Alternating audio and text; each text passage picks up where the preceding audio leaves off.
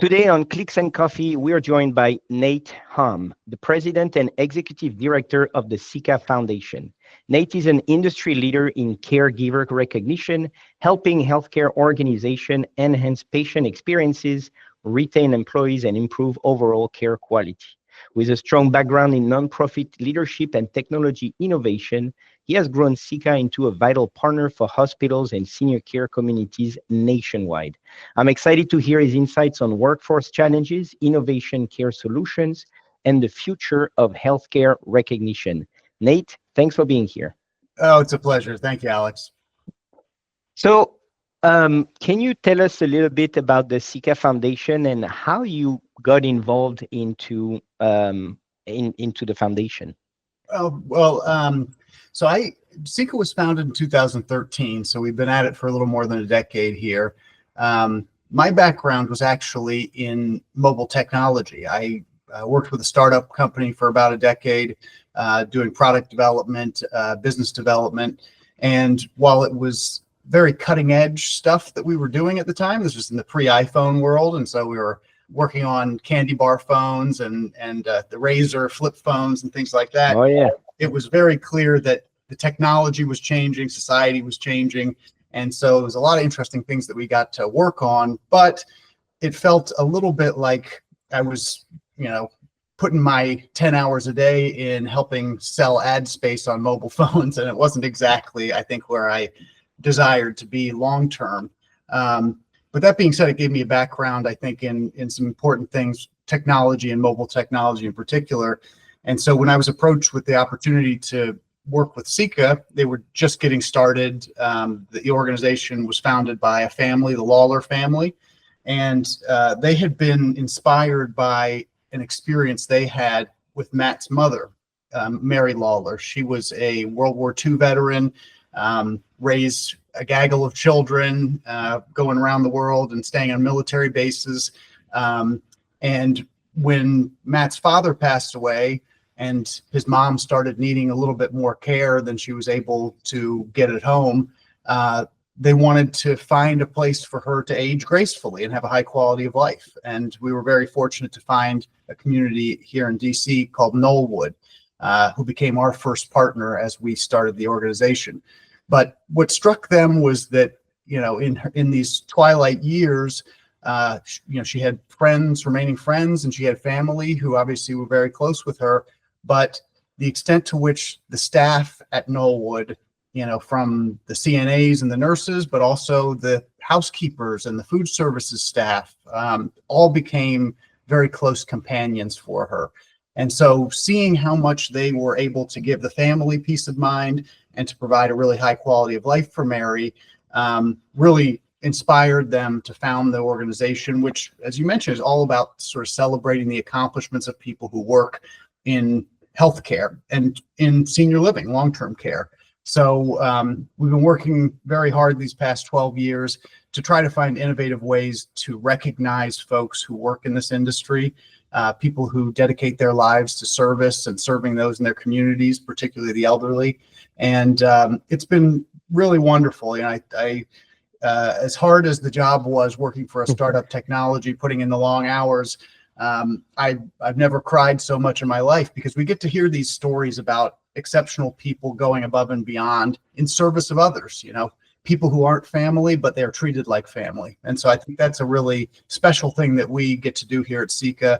I've got a wonderful team of people, and we get to work with thousands of healthcare workers around the country, just trying to tell their story and acknowledge them in ways that are meaningful to why they got into this line of work. And so can you tell us a little bit more about how the Ceca Foundation recognizes those people, and how does it work? Like, how do you become a partner, and how does the recognition work? Yeah, so I think this is a place where both of our interests sort of converge here, because in working in technology for a long time, our founder was in the early days of sort of internet banking, payments technology. We both had an appreciation for how innovation in that space could transform people's experiences. And so what we wanted to do was provide easy pathways for people to recognize the staff at these care organizations. And that included clearly, managers and the leadership team who have a vested interest in building up their staff, their employees. But it also included the employees themselves recognizing one another. I think this is one of the special things that we have to acknowledge is sometimes a person going above and beyond, it may only be seen by one coworker. And so it wasn't sufficient to say, well, let's have the administrator or the president of the organization do all of the recognizing. You had to get the story from whoever was there to witness it. But I think most importantly, it also, is intended to empower the patients, the residents, and their families to recognize behaviors that they really appreciated and that ultimately influence their quality of life, improve their experience in these communities. And so we felt like technology was a great way to do something that, again, thank you, is pretty universal, and it's also pretty easy, but making it durable, making it meaningful for people could be enhanced through technology. So what we did was basically create a platform that allowed all of those stakeholders, all those constituents to recognize acts of caring that made a difference in their lives. And we wanted to do that in a way that, again, brought them all together and sort of having it, instead of having it segmented where, maybe you've got a little box in a corner somewhere and a sheet of paper and a pencil where people could stuff in, a thank you to one of the staff members. Well, how often did that piece of paper get read? Did people get to hear this story that was ultimately very inspiring or motivational? We didn't want it to go into a box and then onto a desk, into a folder, into a drawer, and never be heard from again. I think storytelling has become a major component of what we wanted to do, and collecting it through an online platform made a lot of sense. So we built this technology that allows anybody to recognize one of the staff, and then some really cool features that allow public posting of it on digital signage. So you've got a network of TV screens in our partner communities where you can read some of the stories, see the people who receive awards from the foundation, and then a bunch of other tools that we felt were helpful for organizations and sharing what they're all about. Just like we want to tell the story of what one individual did, all these stories together in totality tell the story of what the organization's able to achieve and what they're able to do to advance the quality of life in the community. So, I think we've always felt that recognition was its own reward, but we also had the opportunity and the ability as a nonprofit to give away some money, some prizes to people who are going, way above and beyond the call of duty. And so we also have a component of our program, which is the Ceca Award. And the idea there is, let's find a handful of the most compelling stories, the most inspiring things, and share them with a broader audience. So, we work with dozens of communities around the country, thousands of caregivers. And when we find one of those stories that ends up, bringing a tear to your eye, we want to share it with the general public, either through media and PR work or through social media. Again, a nice place where the technology can converge kind of with the human experience. Again, we're sharing stories that help paint this picture of an industry. And we've been really fortunate to have great relationships with organizations across the care continuum, from acute care hospitals, post-acute rehab and skilled nursing centers, at the other end of the spectrum, hospice and home care communities whose workers are kind of working in the home. But I think one of our strongest and one of our favorite types of organizations to work with is in senior living, because those folks have an opportunity day in and day out for years at a time to build relationships with people. And so you really get to see that compassion in work happening day in and day out. And again, I think there's just so many wonderful people who have chosen this as a career and have really reaped the benefits of leading a purposeful life. But the challenge has always been, how do you make them feel like their efforts are being acknowledged? And how do you keep them engaged in doing that day in and day out in a line of work that can also be very taxing, mentally, physically, and emotionally? So, and especially also because, a lot of the time what we hear in the news is not the good news. It's always the bad news of like that bad person that, took the job for the money only and that didn't care. And you hear okay, everybody heard at least one horrible story in a senior living. So you kind of like doing the total opposite, is like, let's bring the real good stories, and let's people realize that they are not the only one doing that, the only one loving, what they're doing, and really being in that field because they genuinely care about this, and not just doing it as a job. So I think that's really cool to use technology for the greater good, I would say, because that's a lot of the time, we have technology, and sometimes it's made for the greater good, and then people turn it in like the worst thing you can do about it. So um Couldn't be more right there. I mean, yeah, we joke that it's either your best friend or your worst enemy, depending on the day. exactly. And I think what we're hoping is that organizations also realize that this is a chance to tell the story of their people, to tell the story of their impact in the community, but also an opportunity to reframe the narrative around the industry. I think particularly during COVID, there was a brief period there at the beginning where people are banging pots and pans out their window to applaud people working in healthcare, and then in some weird change of the guard, it seemed like healthcare workers were receiving the brunt of people's frustrations, whether it was with COVID or just not necessarily feeling like their needs were being met. But what's never changed is that the people working in the industry have the heart for caring, and this kindness and compassion that is in short supply sometimes. And so if we don't take the opportunity to tell our own story, then somebody else is going to tell it. And unfortunately, that what tends to get clicks and attention is the bad stuff, the thing that goes horribly wrong, when really 99% of the time things are going just wonderfully right. So this is a great opportunity for us to sort of find ways to tell that story as we see it, on the ground floor in these places around the country and around the world. And so, you mentioned that in your previous role, you were really in tech, pretty advanced at the time. So I guess that's also one of the things that you like. How are you seeing senior living changing with technology? Because, my grandfather, who's I think 94, 95, never really wanted to use the computer, never.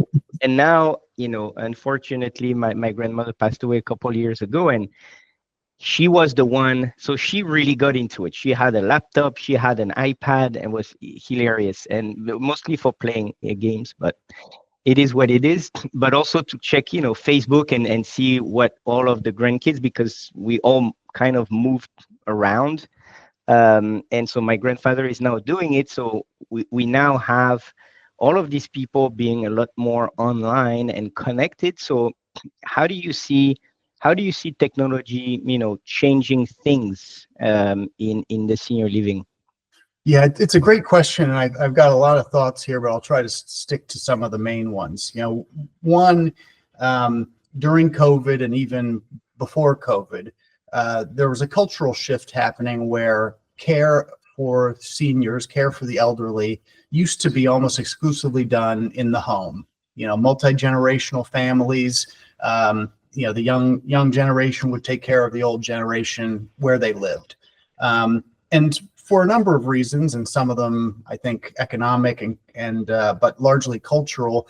We have been a more mobile set of people in the workforce, and so you go to the place where you can get maybe the best job. So parents see their children go to different cities around the country or even abroad, and they don't have that closeness in proximity. Technology obviously helped to solve that in one way, because nowadays FaceTime, Zoom, talking like you and I are far away but close together here, provides that opportunity to sort of have that face-to-face conversation and that closeness that comes from being able to look one another in the eye and talk and read the verbal, or read the physical cues just like the verbal cues. So during COVID, we heard so many stories of people who were in nursing homes or in senior living communities who weren't allowed to have their family come in and visit them, and they were able to maintain some of those conversations and that closeness with things like video sharing and Zoom and FaceTiming. So you get a lot of these really wonderful stories about people working in the industry, helping those who aren't familiar with the technology to get those moments of sharing with the people they love. I think one of the other big conversations is around artificial intelligence. I think you and I probably both were numbers people before we got started talking here. We discussed a little bit about the need for metrics and measuring things, and that's how you can determine whether something's successful. But I would say pretty certainly that most people who work in your line of work, my line of work, and especially in healthcare and caregiving, the last thing that they would say is that the paperwork is their favorite part of the job. So they get a lot out of the relationship development and the physical touch of helping somebody who needs a little bit of assistance. But then they have just as much time that they have to spend with compliance and making sure the charts are filled out. And again, there's great reasons for that. But the part of the job that people like the most is the one that I think they feel kind of being torn away from them in some respect because of that regulatory and compliance component. So I see AI as being a real potential opportunity to reduce that administrative burden that has been put on the shoulders of care workers, CNAs, even housekeepers who have certain things that they need to, boxes that need to be checked. But anything that can reduce their need to spend a lot of time on that, perhaps with somebody, a learning model listening in and making notes for them while they have real life conversations, is going to be a good thing. Now, I don't see robotics or anything like that at this point being able to replace the people who do this work. And I'm a firm believer again that physical communication and a person being in the room with you goes a real long way to making you feel seen and heard and acknowledged. So there's definitely some things that I see as being real opportunities for technology to contribute in senior living and healthcare in general. But it generally is reducing that burden on the workforce to get them back to the thing that they love the most anyway. Which is the relationship. And the funny thing is, like, actually, we're working with a company called Mobius MD, and I'm just saying it because they deserve to be more known. It's actually an app, and maybe, I'll talk to them about this, but it's an app for doctors. And exactly for what you said is you put the phone on the side, so next to the patient, and then you just have a conversation. The phone records the conversation, analyzes it, and then writes a report, like a doctor's report of the conversation, right, and then upload this to whichever software you need to keep that. So that could be also something added for the senior living, and have somebody, they just leave the phone in their pocket here, and it records the whole conversation and just writes the report automatically. Well, And that's a wonderful product, and I think this is exactly what is needed. Is again for us to be able to talk to each other, listen actively, and do that without having to turn down to take some notes and miss what's being said or done. So I commend them. I think that's exactly what the industry could use, and there are other similar applications with if you're able to monitor a resident who has some decline in physical capacity, you can create a learning model that notices when they are moving less, or if they're more wobbly when they're moving around.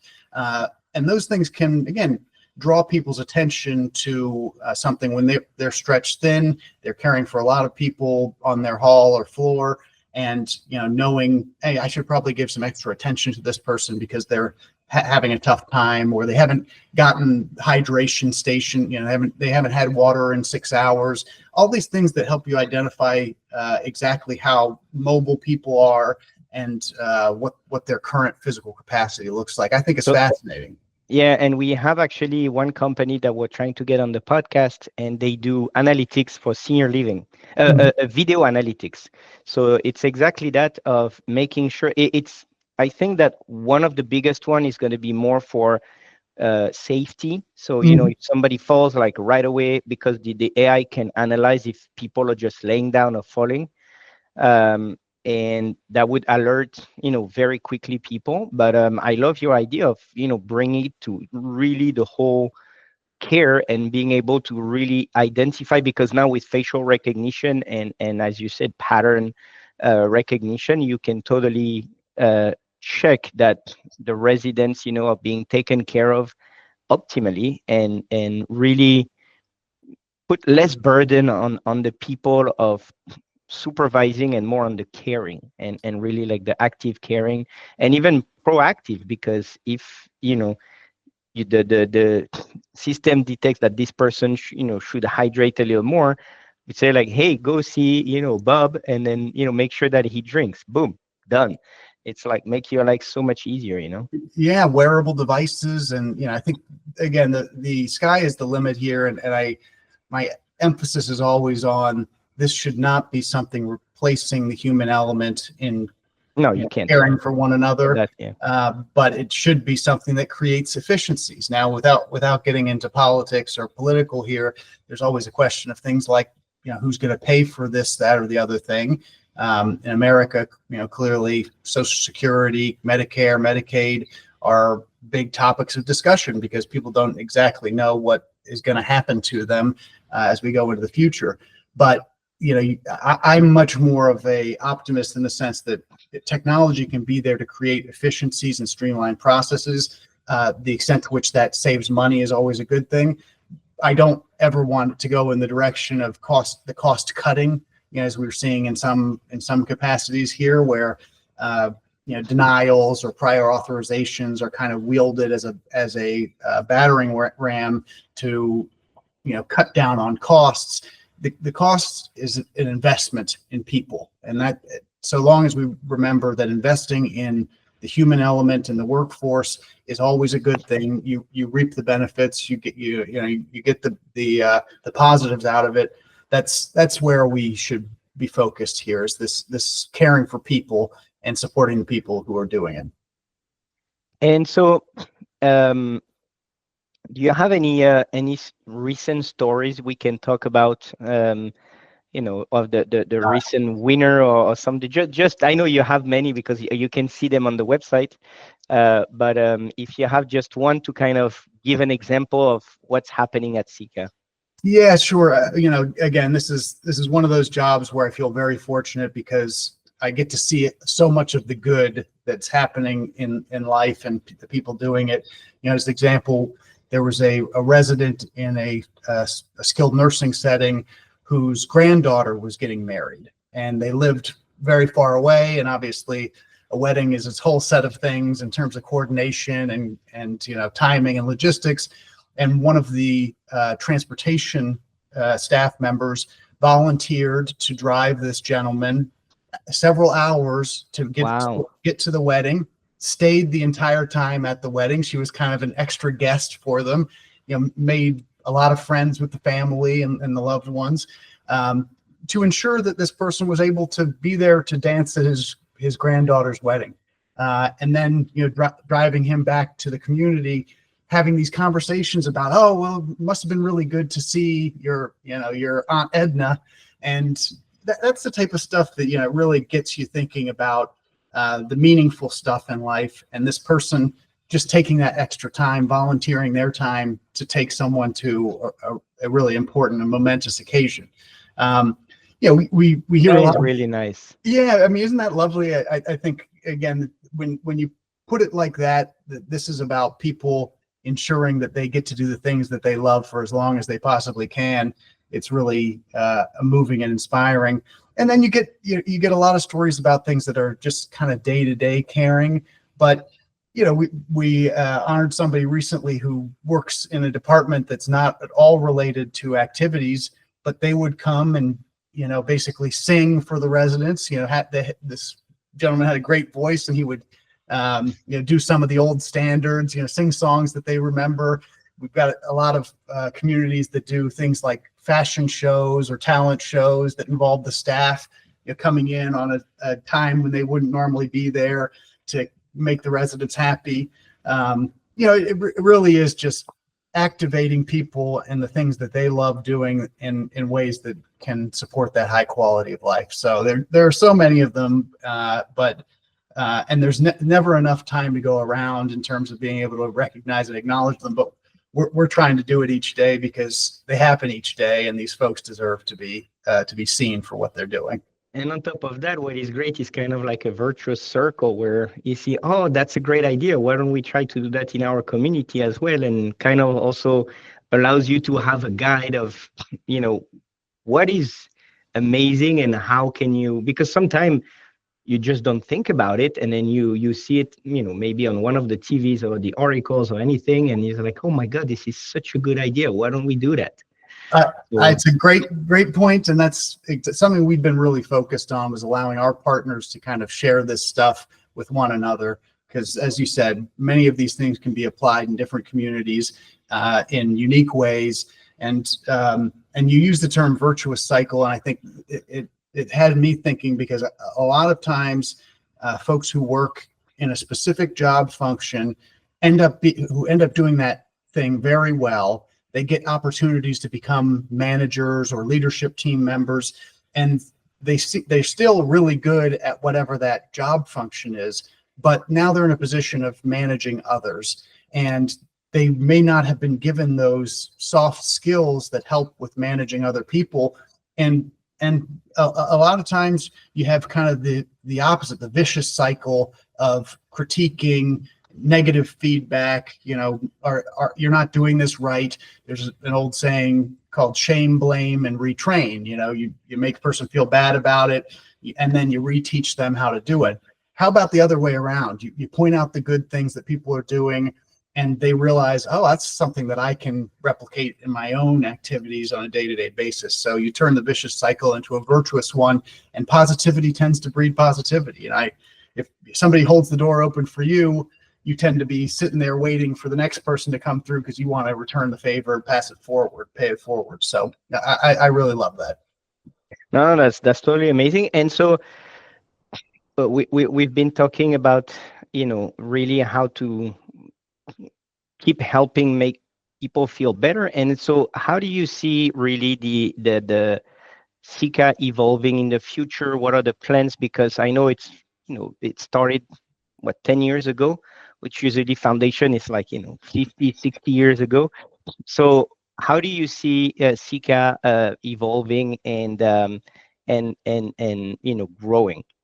Yeah, it's a great question. I think one of the things that, in terms of an evolution that we've undergone here even more recently, is that we started out with this idea that we will do an awards program, sort of partner on an awards program with an organization and do some things that we really love doing, give away some money, have awards celebrations, do pinning ceremonies and things like that.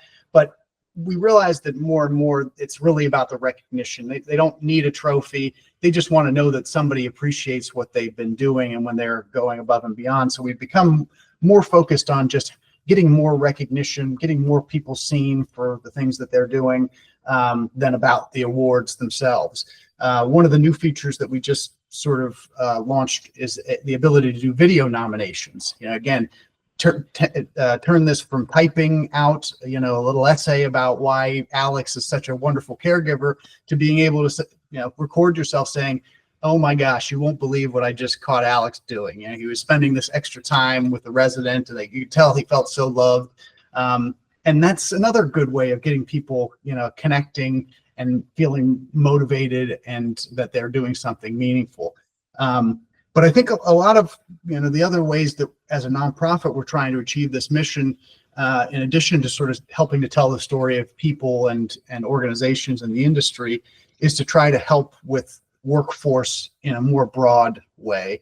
And I mentioned one of them, I think management and leadership training, giving people the tools and the resources they need to succeed in a managerial capacity, people caring for other people and people who are employed by the organization. Make sure they know how they can best activate the talents and capabilities of the people they work with. So that's something we're very, but had the opportunity to go around the country and do educational sessions and talk about just this thing.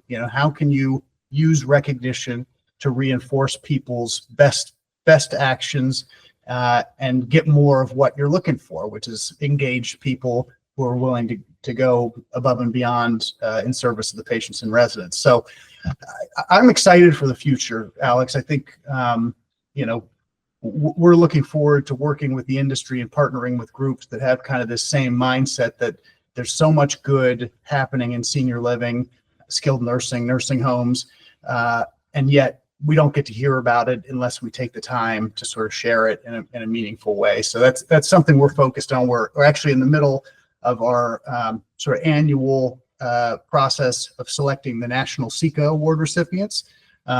It's kind of in partnership with another initiative we're doing called Celebrating America's Care Force. The idea allowing people to share their own stories about why they work in the industry. And so I think it gets at the big picture stuff that hopefully we can all appreciate.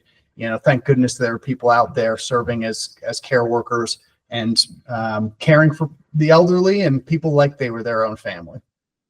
And so if a community wants to get, I would say, affiliated with the Ceca Foundation, how do we find you? How do we get involved with the foundation?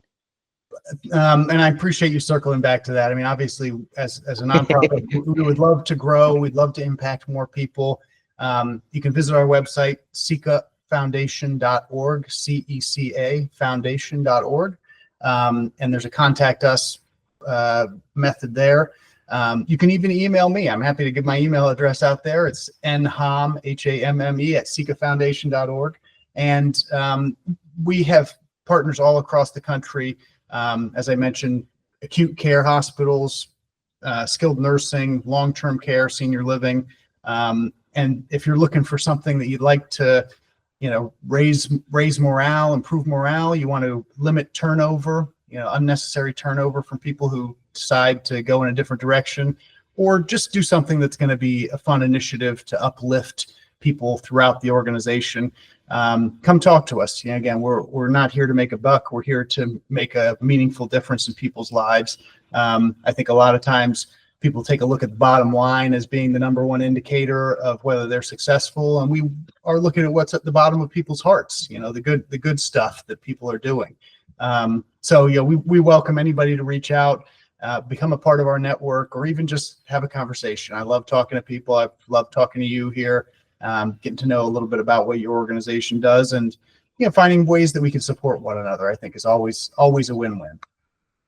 Nathan, thank you. Nate, sorry, thank you so much for being our guest today. I really love it, and we'll make sure to share the good posts that you guys put out and the good stories, because in the world we tend to focus on negative news, and so it's great to have people that focus on positive news. That the more positive, the better you feel. And I agree that in a community where we recognize all the good deeds that people are doing, is always going to bring a better, I would say, atmosphere. And that's all what we want to work in. It's like you want to come and smile when you come to work. You don't want to be like sad and like mopey. That's right. You have to love what you do, and I like to return the compliment here, Alex, because you clearly love what you get to do, supporting your clients with meaningful and evidence-backed ways of getting their message out there, getting their story out there. And you've just been a delight to talk to. Obviously, very supportive and kind in featuring us here. So thank you, and best of luck. Bye. Bye-bye.